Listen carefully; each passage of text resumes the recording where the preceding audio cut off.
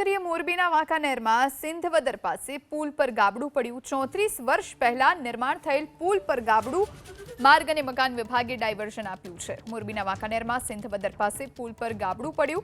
34 વર્ષ પહેલા આ પુલનું નિર્માણ થયું હતું અને આ પુલ પર હવે ગાબડું પડતા માર્ગ અને મકાન વિભાગે અન્ય રસ્તે ડાયવર્ઝન આપ્યું છે। આસપાસના જે ગ્રામ્ય વિસ્તારોને જોડતો આ પુલ છે તે લોકોને હવે ફેરો કરવો પડશે અને તુરંત આ ગાબડાનું સમારકામ થાય, પુલ પૂર્વવત થાય તેવું લોકો માંગ કરી રહ્યા છે। તો માર્ગ અને મકાન વિભાગે ડાયવર્ઝન આપ્યું છે, અન્ય રસ્તો વૈકલ્પિક રસ્તો અપનાવવા કહ્યું। મોરબીના વાંકાનેરમાં સિંધવદર પાસે પુલ પર ગાબડું પડ્યું।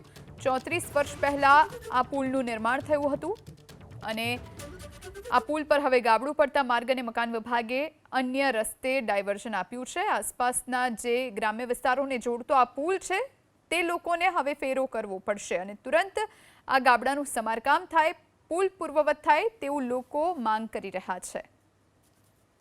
તો માર્ગ અને મકાન વિભાગે ડાયવર્ઝન આપ્યું છે, અન્ય રસ્તો વૈકલ્પિક રસ્તો અપનાવવા કહ્યું।